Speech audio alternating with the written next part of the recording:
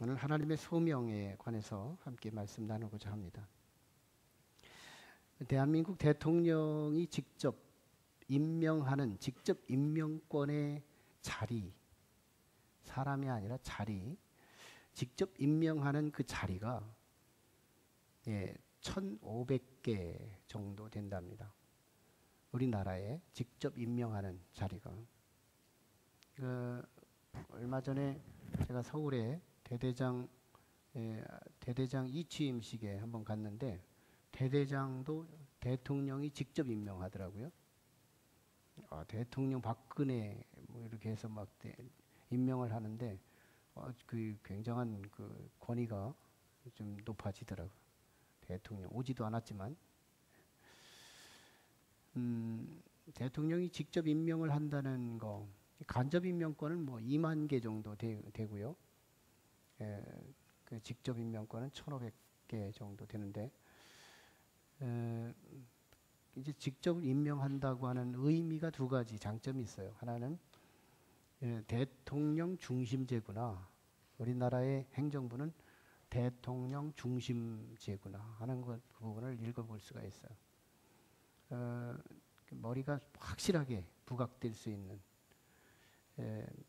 대통령 중심으로 이 나라의 행정부는 다 리드해 간다 하는 부분을 확연하게 볼 수 있는 거고, 또 한 가지는 각 부서마다 대통령이 직접 임명을 받았다고 할 적에 그 자신의 어떤 사기, 리더의 사기가 진작될 수 있는, 나 그래도 대통령이 직접 임명했어, 이런 어떤 사기, 각 부서마다의 리더들이 대통령 직접 임명권을 가지고 그 자리에 섰을 때 대단한 자신의 자긍감, 그런 것들이 그 일과 연결될 수 있겠죠.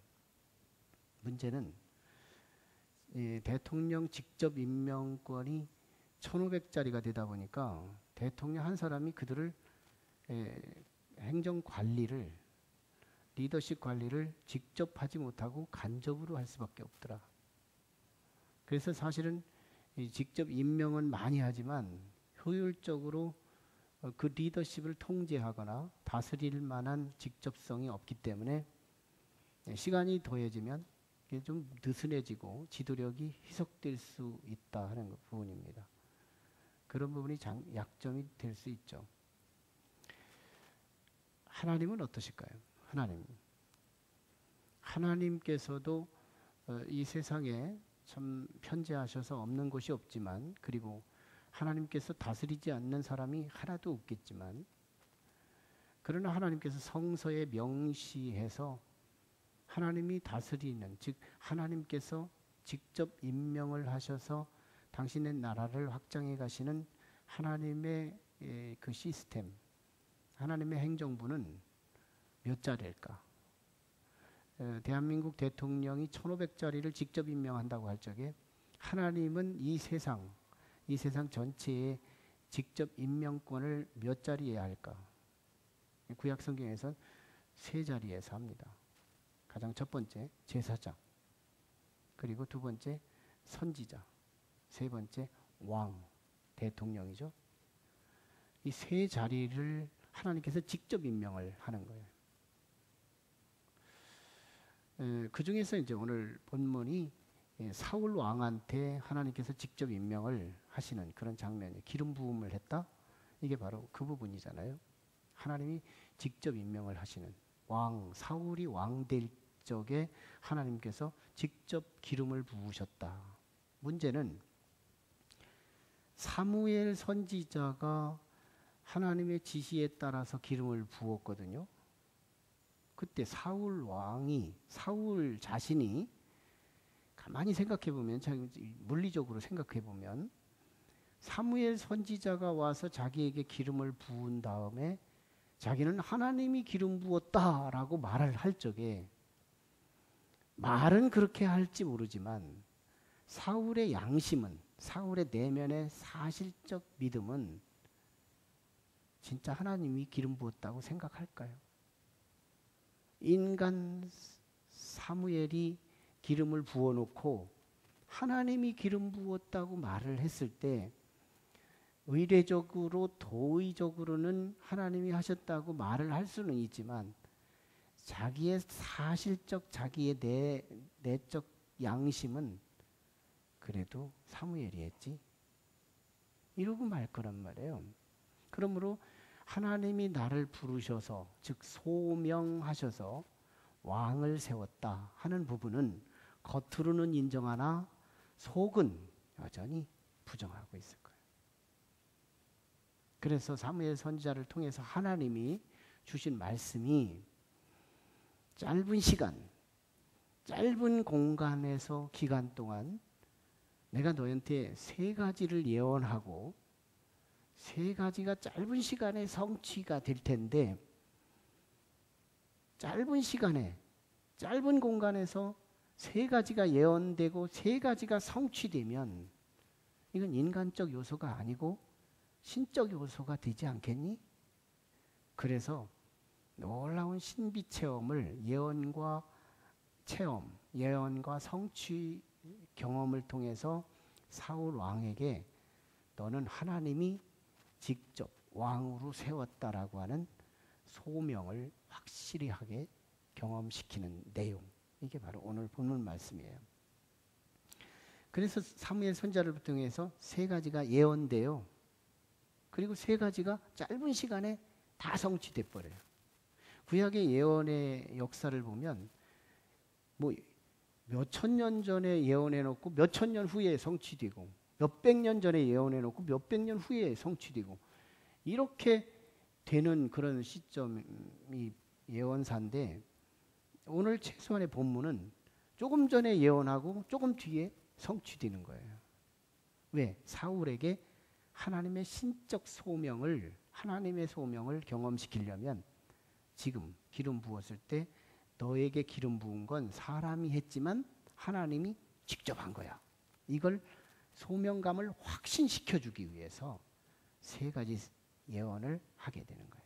첫 번째, 지금 사울이 아버지 기스의 말씀에 순종해가지고 암나기들을 찾으러 나왔거든요. 그래서 하루, 이틀, 3일, 나흘 이렇게 지나도 암나기들을 못 찾는 거예요. 아버지의 잃어버린 암나기를 찾아서 아버지에게 갖다 드리는 것이 자식된 도리인데 이 도리를 가지고 나오기는 나왔는데 여전히 오리무중인 거예요.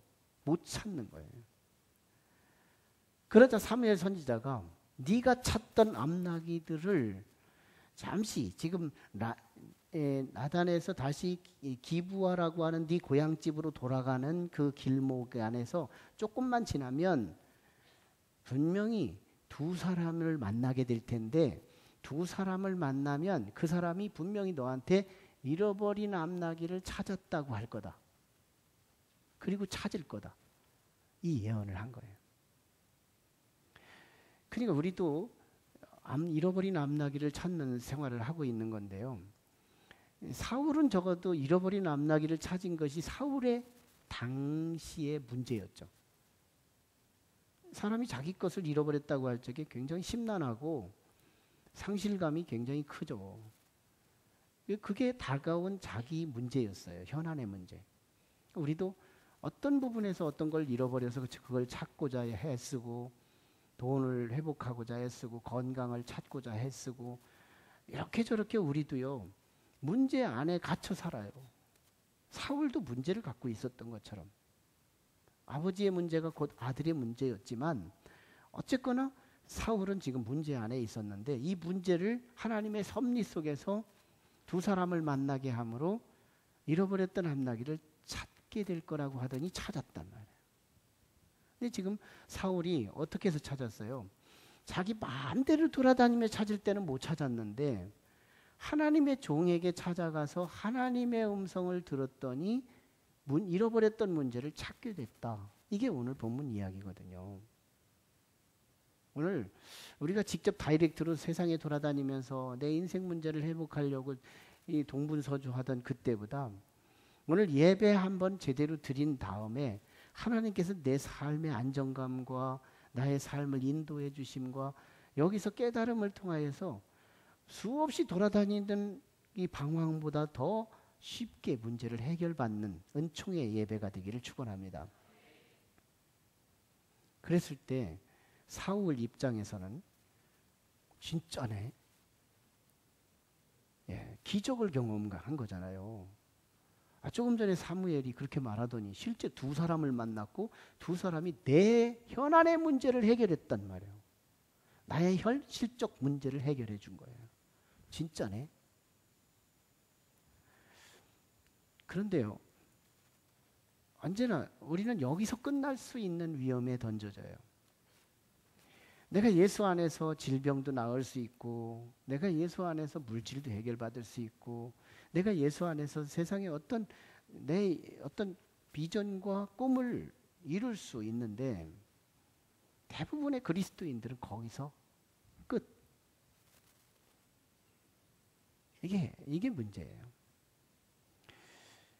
누가복음 17장에 보면 17절로 19절까지 보면 10명의 문둥 환자들이 나오잖아요. 그들이 예수님을 만나서 예수님께서 말씀하시자 대제사장에게 가서 너희 몸을 보여라. 그리하면 네 질병이 나을 거다. 하고서 10명이 대제사장을 찾아가요. 근데 나중에 성경은 나았다고 말씀하잖아요. 돌아오기는 한 사람만 돌아와요. 근데 9명은 어떤 신앙이냐면 내가 예수 안에서 질병을 치유받고 문둥병을 치유받고 거기서 끝. 그런데 한 명만 다시 돌아오는 거예요. 거기서 끝나지 않아요. 다시 하나님께 돌아와서 예수님께 돌아와서 그 영광을 하나님께 순환시켜 드리는 거예요. 지금 오늘 본문은 여기에 목표하는 교훈이 있어요. 우리 신앙이 하나님 앞에 은혜도 받고 문제도 해결받고 질병도 치유되고 나에게 하나님의 은혜가 전격적으로 임하셔서 내 문제가 해소될 수 있다 이 말이에요. 그래서 많은 사람들이 이번 부흥회를 통해서도 우리가 마음도 치유되고 우울했던 사람들이 웃음이 생겨나고 기쁨이 생겨나고 감사가 생겨났는데 거기서 끝날 수 있어요. 있어져야 돼요. 받았으면 하나님께 순환시켜야 돼요. 그러니까 지금 사울이 조금 전에 나한테 기름 부은 사건이 지금 작은 경험, 내 삶의 문제가 하나님의 은혜 가운데 해결되면서 뭘 깨달아져요? 이건 하나님 사건이구나. 인간들이 의식하는 사건이 아니라 하나님 사건이구나를 경험하면서 조금 전에 하나님이 나한테 왕으로 기름 부었지 이 왕은 하나님의 심부름을 하라는 거구나. 하나님의 일을 하라는 거구나. 그냥 왕이 아니라 하나님의 일을 하는 차원의 왕이 되라는 거구나. 이걸 깨달았을 거라는 거예요. 우리도 내 문제가 해결되면 하나님께서 내 문제를 해결해 주는 걸 보니까 살아계신 건 분명하구나. 이것 가지고 하나님 일하라는 거구나. 이어야 돼요. 이어야. 두 번째 예언이에요. 두 번째 예언. 이제는 네가 조금만 더 진행해서 가다 보면 이번에는 세 사람 만날 거다. 조금 전에 두 사람 만났고 이번엔 세 사람 만날 텐데 이 세 사람은 각각 첫 번째 사람은 염소 새끼 3마리를 갖고 있고 두 번째 사람은 떡 3덩어리를 갖고 있고 세 번째 사람은 포도주 한 가죽 부대를 갖고 있대요. 의미가 심장해요. 아주 의미 없이 성경은 기록하지 않거든요. 첫 번째 사람이 염소 새끼 3마리를 갖고 있다는 것은 이들의 직업을 말해주는 거예요. 일반적 목동을 의미하는 거예요. 목동. 다시 말하면 일반적인 사람이에요. 사회적 신분의 고상함이 아니에요. 일반적인 생활을 양을 치고 염소를 쳐먹는 그런 상인에 해당되는 신분을 갖고 있었던 사람이에요. 근데 이 사람들이 어디로 가요? 3절로 4절을 읽어보면 이들이 베델로 올라가요. 베델로. 베델이 뭐예요? 엘벳. 이게 하나님의 집이라는 거예요. 베트 집. 엘 하나님. 하나님의 집이에요. 즉 교회예요. 교회. 이들이 교회로 올라가다가 사울을 만났어요. 그러니까 만나서 사울에게 뭘 줬느냐면 떡 세 덩이 가운데에서 두 덩이를 줘요. 떡 두 덩이를. 그럼 한 덩이는 뭐예요? 자기들이 가지고 있는 거예요. 그러니까 예배 드리러 가던 사람들이라면 일반적으로 목동이지만 예수 믿는 목동들이었단 얘기예요. 하나님을 믿는 목동들이었다. 그들이 가다가 떡 세 덩이 중에서 두 덩이는 사울에게 주고 한 덩이는 자기들이 갖고 있는 거예요. 그 한 덩이는 자기들이 먹겠다는 의미고, 떡은 생명이거든요. 육신에게 밥은 생명이에요. 밥만 한 서너 달 안 먹으면 죽을걸요. 밥은 생명이에요. 밥은 참 중요한 거죠. 이스라엘 사람들은 우리식으로는 밥이지만 그들은 떡으로 상징돼요. 모든 음식의 상징의 대표성이 떡이에요. 예수님도 이 땅에 오실 때 떡으로 오셨다고 말씀해요. 요한복음 기자는 떡으로 오셨다. 육신의 생명이 떡이라면 영적 생명이 그리스도의 생명된 떡. 나는 길이요 진리요 생명이니 예수 그리스도가 있는 사람이 생명이 있는 거거든요. 예수님을 먹어야 돼. 성만찬은 예수님을 먹는 의식이에요. 그래서 우리가 예수님을 먹고 영생하는 거예요. 육신의 밥을 먹고 일생하고 영의 양식은 하나님 예수 그리스도의 떡을 먹고 우리는 영생하는 거예요. 육의 음식은 일생하게 하고 영의 음식은 영생하게 하는 거예요. 어쨌거나 공통분모는 떡이에요. 떡. 떡 두 덩이를 사울이 받았어요. 그러면 이 두 덩이를 왜 줬느냐? 이 두 덩이 중에 한 덩이는 자기가 누려야 되는 거예요. 한 덩이는 자기가. 복음을 증거하는 사람들의 오류 중에 하나가 나는 저 사람들을 인도하기만 하면 하늘의 상급이 넘칠 거야. 아니에요. 내가 복음을 누려야 돼요. 내가 먼저 예배를 성공시켜야 돼요. 내가 주님을 만나야 돼요. 그리고 내가 복음을 경험하는 한 복판에 있어야 되는 거예요. 내가 복음을 전하는 거 아무리 많이 전하더라도 내가 지옥 가면 끝나는 거예요. 이런 이 넌센스는 예수님도 수없이 말씀하셨어요. 바리새인 서기관들을 향하여 다른 사람들을 다 천국 보내고 자기는 지옥 갈 사람들이라고 하면서 불쌍하게 여겼던 사람들.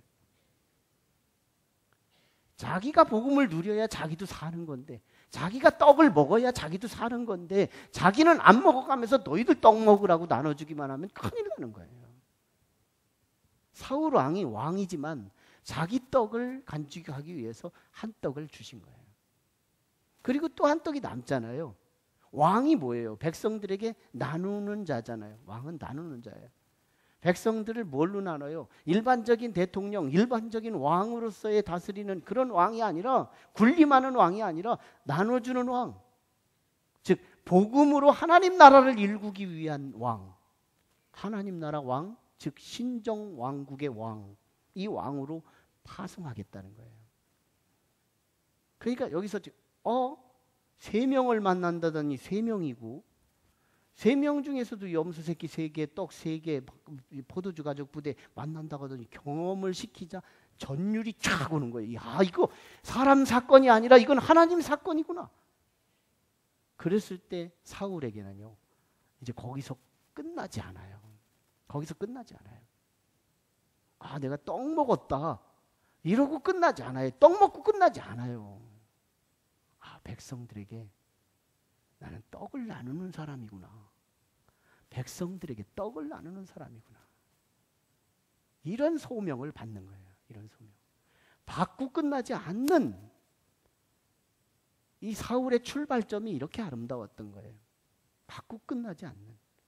내가 떡을 받아 먹고 떡을 나누는 자. 이게 사울 왕에게 주신 메시지였어요. 세 번째 예언. 조금 가면 이제 하나님의 산이라고 하는 곳에서 이미 예배가 끝나고 내려오는 선지자의 무리들을 만날 거다. 첫 번째는 2사람, 세 번째는 3사람, 아니 두 번째는 3사람, 세 번째는 무리들을 만난대. 처음에는 일반인, 두 번째는 그리스도인, 세 번째는 하나님의 선지 생도들, 하나님의 전문적인 기름 부음 받은 사람들. 이들이 떼거지로 내려오는 거예요. 근데 그들이요, 악단을 앞세우고, 악단, 노래와 찬양을 하면서 그들이 내려오는 데서 예언을 하고 말을 하면 말이 역사의 현실이 이루어지는 거예요. 말이 이루어지는 사람이 있어요. 어떤 사람은 말만 하는 사람이 있어요. 근데 어떤 사람은 말하면 언젠가는 이루어지는 게 있어요. 누가 그러는 거예요? 성령의 사람이 그러는 거거든요. 하나님과 통하는 사람이 그러는 거거든요. 사람은 무시스러워서 별로 이룰 것이 없을 것 같은데 저 사람의 말은 언젠가는 이루어지더라. 무서운 거예요. 무서운 거예요. 어떤 사람이 그런 거예요? 성령의 사람이 그러는 거예요. 역사의 주인이 하나님이시고 그 주인과 친한 사람이 말 한마디는 권위 있게 역사의 현실로 나타나는 거거든요. 그 선지자의 무리들이 막 찬양을 하며 악단을 앞세워서 내려오는데요. 갑자기 사울이 성령이 취해서 예언하고 새 사람으로 의식이 바뀌고 생각이 바뀌고 행동이 바뀌어지는 새 사람으로 바뀌어지는 거예요. 자, 여기서 보면 선지 생도들이 막 예언을 하고 내려오는데 어디 있다 와요? 하나님의 산에서 산당에서 내려와요. 뭐예요? 예배 드리고 내려오는 자들이에요.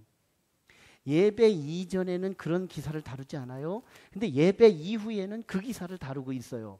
그러면 예배 사건을 정의하고 있는 거예요. 오늘 우리는 예배를 드리면서 은혜를 경험한다면 예배 속에서는 은혜와 함께 예배 이전에는 은혜가 상실이 되고 어려움과 자신의 삶의 문제에 눌렸다가도 예배를 드리고 나면 뭔지 희망과 해소와 구원과 체험이 이어지는, 이전과 이후가 달라지는 놀라운 일이 이 예배를 중심으로 이루어지는 거예요. 선지생들이 예배 전에는 성령에 취했다는 기사를 안 다뤄요. 그런데 예배를 드리고 난 이후에는 성령이 취해서 춤을 추고 악단을 이용해서 찬양하며 영광을 돌리며 내려오더라. 우리도 정말 오늘 이번에 집회를 했어요. 부흥회. 부흥회를 하는데 사람들이 참 웃음이 동반되니까 은혜를 받더라고요. 은혜를 받아요. 은혜 받으셨죠? 받았어. 예. 아무튼 은혜를 받았단 말이에요, 우리도. 그런데 뭐예요? 오늘 새벽에 새벽 예배 10명 왔어요. 이게 은혜예요? 동의한 거예요? 은혜 받은 거예요? 동의 정도는 우리 회의를 해도 그런 동의는 얻어내요. 여러분 이거 할까요 말까요? 합시다. 동의합니다. 제청합니다. 가시면 예하세요. 아니면 아니라고 말하세요. 이거 해가지고 얼마든지 우리 역사 이룰 수 있거든요. 예배는 동의가 아니에요. 근데 동의로 끝나요. 난 부끄러워요. 정말 이번 집회가 모든 은혜의 자리를 말소시키는 행사가 되고 말았다. 왜 아멘 했어요? 왜 예배 시간에 부흥 집회 때 그렇게 크게 아멘 했느냐 이 말이에요. 아니 새벽 기도 안 하기로 작정한 거예요? 성경 읽지 않기로 작정한 거예요? 순종 안 하기로 작정한 거예요? 이런 부흥이랑 원자탄 맞은 거지. 원자탄 맞은 거 아니에요 이거? 이런 부흥회 안 했어야 옳았잖아요. 하지 말았어야지. 이렇게 무능력하고 입술에만 은혜가 충만하고 기도시키면 기도하고 자고 있고. 아니 은혜 받고 이렇게 잘 수 있어요? 뭐가 은혜예요 은혜가? 절대로 예배는 동의가 아니에요. 동의가. 오감만 만족시키는 예배. 문만 열고 나가면 시험거리만 나면 시험만 나고 여전히 움직이고 비틀리고 그러는 거예요. 아니에요. 우리 포텐원이 다시 촉진되고 더 확산되고 안 하던 사람들 다시 할 수 있고 이런 어떤 의식이 살아나야 할 거 아니겠어요. 손끝으로 나와야 되고 발끝으로 나와야 되고 우리의 눈빛으로 얼굴로 나와야 되는 거지. 그게 은혜 받은 거지. 부흥에 마치고 우리는 원자폭탄 맞았다니까. 아니라고요. 의식이 죽었어요. 동의 예배를 은혜라고 생각해요. 아니에요. 그래서 유머만 많으면 문제가 있는 거예요. 의지적 결단이 하나도 없고. 예배 이전과 예배 이후 달라져야 되는데요. 은혜는 두 가지예요.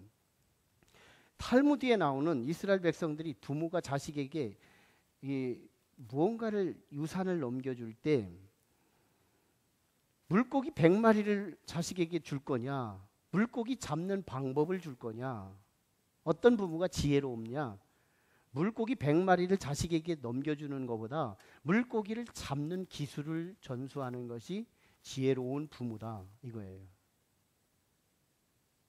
그럼 우리가 은혜가 있어요. 하는 예배를 통하여 우리가 어떤 모습이든 은혜가 없어도 은혜가 있는 거예요.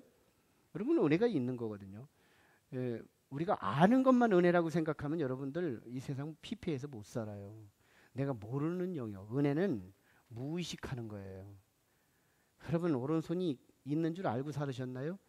오른손이 있는지도 모르고 일주일 동안 사셨으면 오른손에 은혜가 있으세요.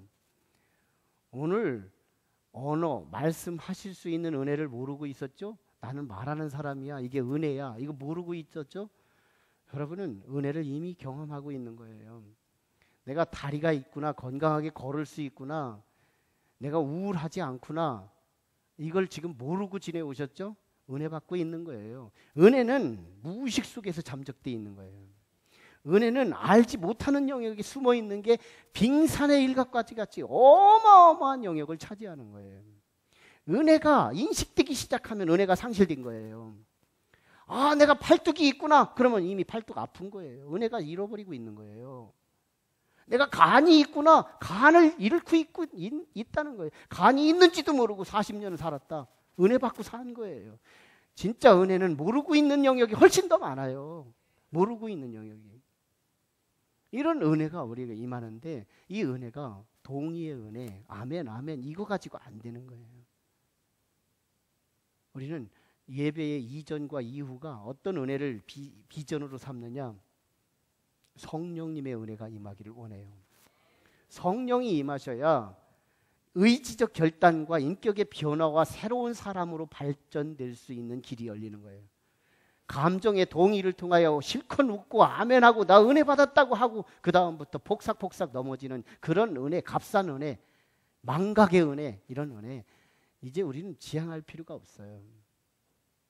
정말 하나님 성령, 보이지 않지만 역사하시는 푸뉴마 계신 그 주님이 우리 안에 사모함과 함께 말씀이 우리 안에 들어올 때 성령이 함께 인풋해 오시는 그런 인격적 예배가, 예배 이전에는 성령이 없어서 이성만 지성만 가득하다가 현실을 현실로만 바라보다가 지쳐있다가도 성령이 임하면 놀랍죠?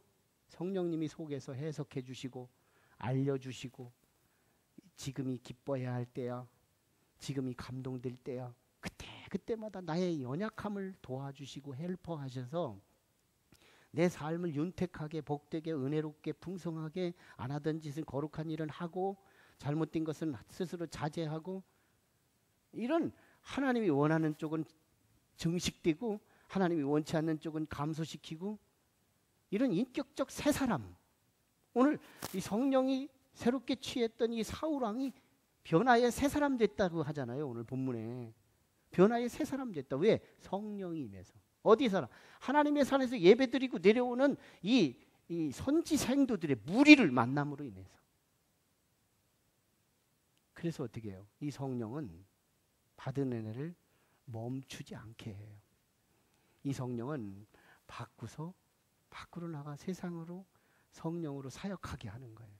그래서 사울이 왕 노릇의 소명을 붙들고 내게 성령의 능력을 주신 것은 백성들을 하나님께로 인도하라고 주신 거구나.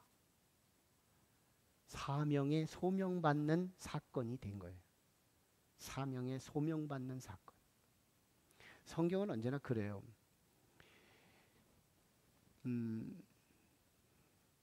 내게 체험이 됐으면 그 체험을 가지고 이웃에게 나누어라. 받았으면 주어라. 성경은 이걸 일괄되게 말씀해요. 앞에 것이 구원이라면 뒤에 것이 사명이에요. 앞에 것이 생명이라면 뒤에 것이 복음 전도예요. 근데 이게 일괄되게 성경은 메인 메시지로 우리에게 다루고 있어요. 창세기 49장에 보면 야곱이 자식들을 축복하는데 그중에 다른 자식들은요 1절, 2절 축복이거나 저주하면 끝나요. 근데 야곱의 자식들 중에서 요셉이 나오면 요셉에 관해서는 문단으로 축복해요. 문단. 예. 문단으로 축복을 하는데 요셉을 축복할 때의 멘트가 어떤 멘트였느냐면 요셉의 가지가 담을 넘었도다. 이게 성서의 축복이에요. 제가 시골에서 6년 목회를 했는데 우리 사택이 2층이었고 옥상에 얹혀진 집이었어요. 근데 뒤에는 대전의 어느 부잣집에 그 사람이 그 밭을 우리 교회하고 연접된 그 밭에 감나무를 심었는데 감나무 밭이에요. 근데 그 감나무가 커지니까 이 감나무가 가지를 뻗더니 우리 사택으로 들어와 있어요. 큰 가지들이. 그러니까 저희는 해마다 6년 동안 계속 감을 보기만 해도 먹고 싶지만 따먹어서도 맛있고 가끔은 저를 먹으라고 뚝 떨어져서 밑에서 아주 물렁감이 저를 아주 유혹해요. 먹어야죠. 주는데 안 먹을 수 있어요? 근데 주는 것으로 끝나지 않고 제가 따먹어요. 그 나중에 이제 하나님께 물었지만 이거 따먹는 거 따먹어도 되죠? 그랬더니 따먹으라고 하더라고. 아무튼 자신 있게 따먹었죠. 죄책감 없이 열심히 따먹었는데 나중에 주인이 오더니 그 가지가 커요. 굵고 커요. 그 가지를요 몇 가지를 톱으로 다 잘라냈어요. 손으로 달 수가 없게 만들었어요. 이게 세상 인심이구나. 세상은 자기로 인하여 내가 무언가 감 하나라도 따먹는 걸 배 아파하는구나. 이게 세상 인심이에요. 이게 세상의 현존이에요. 그런데 성경은 내가 가지가 일어나서 담을 넘으래요. 왜 담을 넘으라는 거예요? 그걸 축복이라고 말하고 있는 거예요. 그러면 담을 넘은 그 물렁감을 지나가다 보면 이스라엘 같은 경우는 이 나그네들이 있고 과부들이 있고 농사를 지을 수 없는 고아들이 있고 이들이 지나가다가 그 감을 먹고 배를 시장길을 때우고 이렇게 살아갈 수 있도록 은혜를 베풀라는 거거든요. 근데 아닌 게 아니라 요셉은 그렇게 살았잖아요. 나중에 에집트에 가서 국무총리가 되고 가나안 땅에 살았던 자기의 종족 70명을 기근 7년 대기근에서 살려내고 에집트의 사람을 살리고 열방의 사람들을 살려내는 그 시대에 메시아가 됐잖아요. 그래서 실제로 요셉의 가지가 열방을 먹여 살리는 역사가 이루어져요. 예수님이 이렇게 말씀하세요. 요한복음에서 이미 15장 9절에서 그렇게 말씀하시는데 아버지께서 나를 사랑하신 것처럼 나도 너희를 사랑하노라. 이러고 있을 수 있어요. 아버지께서 나를 사랑하심으로 아이고 좋다 감사하다 끝 이럴 수 있어요. 근데 예수님은 어떻게 하셨냐면 아버지께서 나를 사랑하신 것처럼 나도 너희를 사랑하노라. 사랑이 흘러갔잖아요. 우리는 받고 끝날 수 있었잖아요. 근데 흘려보내잖아요. 또 요한복음 20장 21절에서는 아버지께서 나를 보내신 것처럼 나도 너희를 세상으로 보내노라. 두 자리예요. 신앙은 두 자리를 약속하고 있는 거예요. 신앙은 두 자리로 약속해요. 하나는 나를 구원받기를 원해요. 그리고 또 하나는 나를 구원받은 나를 통해서 누군가가 구원받기를 원해요. 이 두 자리에 하나님이 약속하는 거예요. 마태복음 28장 18절로 20절에 보면 내가 하늘의 권세와 땅의 권세를 너희에게 주노니 너희가 권세를 받고 세상에 나가서 모든 백성들에게 복음을 가르쳐 지키게 하라. 그리하면 내가 너희와 항상 함께 있으리라. 여러분 하나님이 나와 함께 하기를 원하잖아요.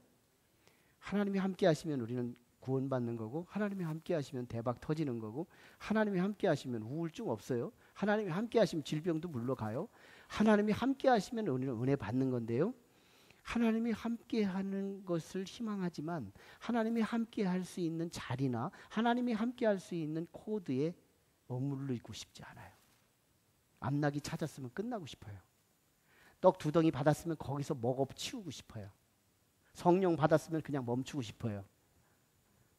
다음으로 연결되지 않아요. 언제나 세상을 향하여 가서 복음을 가르쳐 지키게 하라. 그리하면 내가 세상 끝날까지 너희와 항상 함께 있으리라. 오늘 본문 7절도 보세요. 내가 너희에게 이 모든 모습을 보여주고 그리하여 비로소 네가 그것을 행하면 내가 너와 함께 하리라. 하나님이 함께 한다잖아요. 뭐예요? 암락이 자꾸 멈추면 안 한다는 거예요. 하나님이 함께 하지 않는다는 거예요. 떡만 먹고 말면 하나님이 함께 하지 않는다는 거예요. 성령만 받고 멈춰 있으면 하나님이 함께 하지 않는데, 거기서 나귀를 찾았으면 왕의 사명을 감당해야 하고, 떡을 받았으면 떡을 나눠줘야 하는 거고, 성령을 받았으면 성령 가지고 역사하시면 거기에 하나님이 함께 하겠다고 약속하고 있다는 거예요. 거기에 하나님이 함께 한다는 거. 하나님이 함께하는 주소를 알아야 돼요. 하나님이 함께한다는 주소를 모르면 방황하는 거예요. 왜 내가 예수 믿는데 하나님이 함께하지 않아? 하나님, 내가 왜 예수 믿는데 사업이 저렇게 안 되는 거야? 주소가 틀렸기 때문에 그런 거예요. 지금 이 사울 왕에게 주어지는 이 메시지를 통해서 우리 신앙이 넘어가야 돼요. 나에게서 넘어가야 돼요. 사명으로 넘어가야 돼요. 그 자리가 하나님이 함께 하시는 자리.